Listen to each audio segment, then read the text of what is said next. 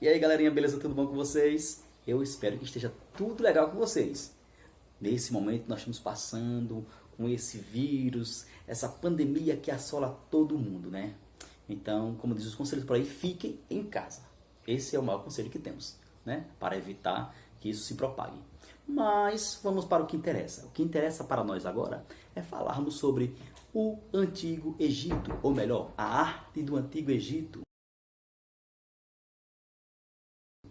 E para falarmos da arte do Antigo Egito, nós vemos à mente muitas coisas. Dentre essas coisas, temos as grandes pirâmides do Egito.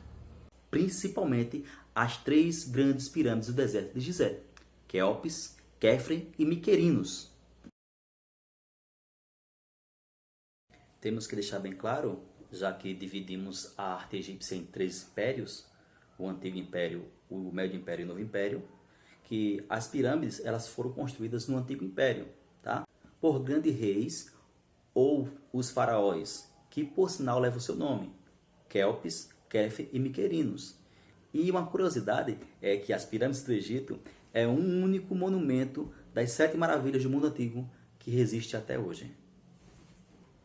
Ao lado das 3 pirâmides do Egito, encontra-se também a esfinge mais famosa.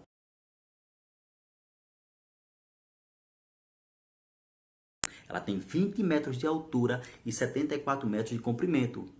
Ela, na verdade, representa Quefre, que também é uma das 3 pirâmides e é o nome de um faraó.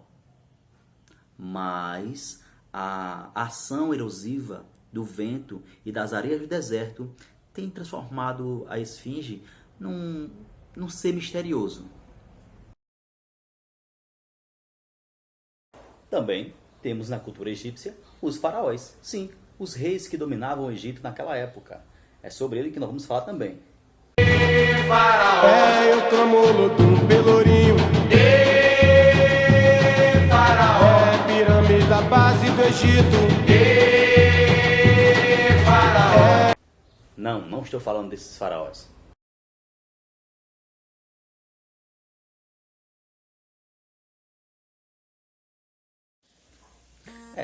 Pode ser esses faraós.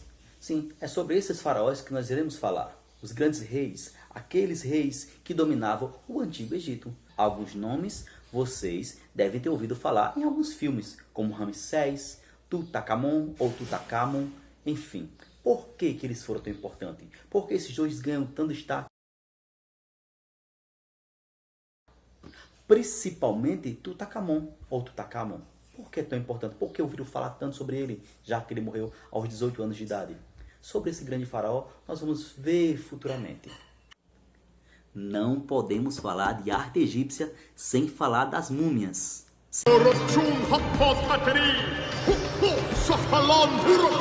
Não, essa não. As outras múmias, aquelas múmias.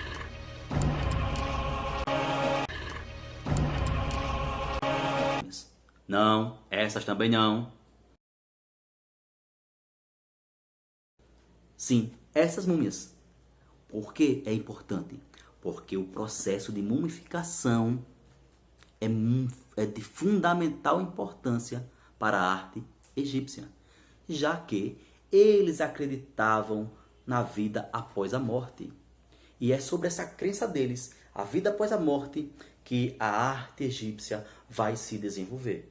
Mas, para explicar melhor sobre esse processo de mumificação do povo egípcio, vou chamar nada mais nada menos do que a grande professora Lara, professora de História, uma grande historiadora, quase que uma arqueóloga. Seja bem-vinda, professora Lara. Explique para os nossos alunos o processo de mumificação do povo egípcio. Oi galera, eu sou a professora Lara, professora de História. Estou aqui a convite do professor Aleandro para a gente entender um pouco como se deu o processo de mumificação na civilização egípcia. Primeira coisa, para se entender essa prática, é preciso entender que os egípcios eram politeístas e acreditavam no conceito de vida após a morte. E aí eles tinham a ideia que quando a pessoa morria, vamos usar como exemplo o faraó, a alma dele, a Ra, ia passar por um julgamento, o famoso Tribunal de Osíris, e se ele fosse absolvido nesse Tribunal de Osíris, ele retornaria, a alma dele voltaria ao corpo, o Ka. E esse corpo, para que a alma pudesse encontrá-lo, ele deveria estar conservado. E essa conservação dava-se a partir da mumificação. Muito obrigado, professora Lara, pela sua belíssima apresentação, pela sua ótima explicação. Nós iremos falar agora sobre as classes sociais do Egito Antigo. A sociedade egípcia, ela era dividida em classes sociais, tá? Como nós podemos ver nessa pirâmide que vai ser apresentada agora.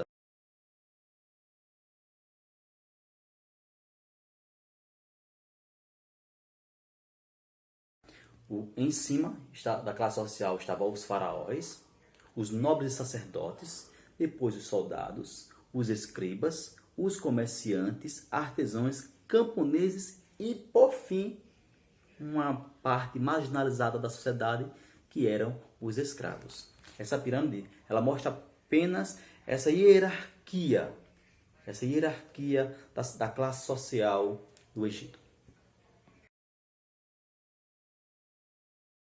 O que são os hieróglifos?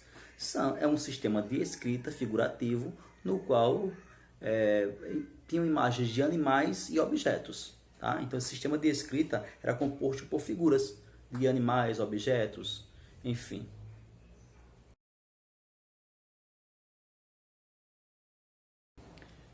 Agora, temos também a participação de outro grande historiador, de outro grande professor de história, também quase um arqueólogo, professor Gabriel.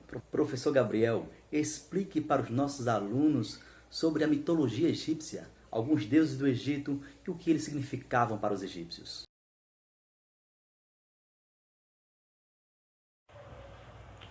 Sobre os deuses egípcios, vale destacar que um dos mais importantes é o deus do sol, o deus Ra, que ele foi responsável pela criação da natureza.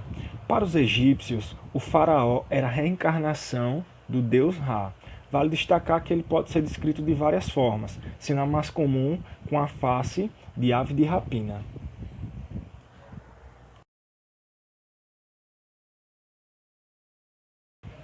Descendente de Ra, Osíris é o filho mais velho de Geb e Nut, e ele é considerado o deus da vida após a morte. A sua história está relacionada com a vegetação, por uma história bem bacana, que vale a pena pesquisar, que nesse vídeo não dá tempo da gente ver, tá? Mas é importante destacar que para os egípcios antigos, Osíris foi o primeiro faraó a governar aquele povo.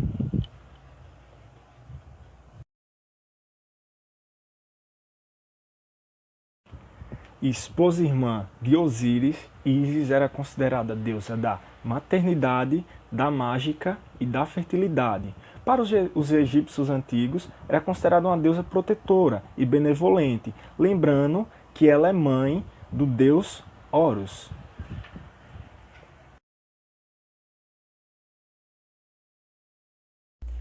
Representado com a cabeça de falcão, Horus é filho de Osíris e de Ísis. Para os egípcios antigos, ele era o deus da guerra, da vingança e da proteção. Uma historinha bem bacana é sobre o assassinato do pai de Horus, de Osíris, na qual o seu tio Seth assassinou o seu pai. O que aconteceu? Tomando o trono, Horus foi, se vingou da morte do pai e pegou o trono para si.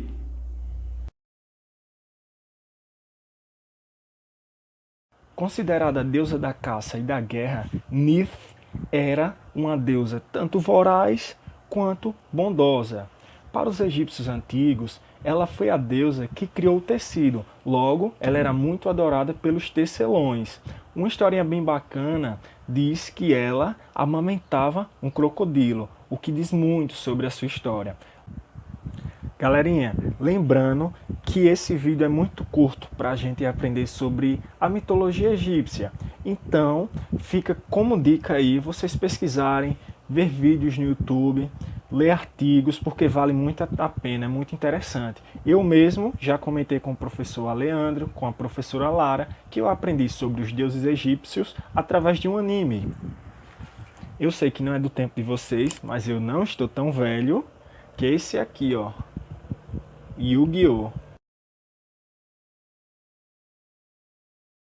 me ensinou muito sobre os deuses egípcios. Um desenho muito massa, vale a pena. Então, pesquisem e vamos estudar. Muito obrigado, Gabriel, pela explicação aí sobre alguns deuses do Egito. E muito obrigado pela dica também do desenho animado Yu-Gi-Oh! E também fica a dica. Quem quiser também pode assistir o filme Deuses do Egito, que, como o nome já fala, vai falar sobre todos os deuses do Antigo Egito, ou alguns deuses do Antigo Egito. Um abraço, muito obrigado, Gabriel, mais uma vez. Então, galerinha, eu espero que vocês tenham gostado de saber um pouco sobre a arte do Antigo Egito, tá? Porque esse foi o nosso vídeo falando sobre essa arte maravilhosa, sobre essa grandiosidade que foi de fundamental importância para a humanidade. Espero que vocês tenham gostado. Agradeço mais uma vez a professora Lara pela participação especial, também ao professor Gabriel e ao meu cameraman, o meu filho Alejandro. Muito obrigado pela ajuda também.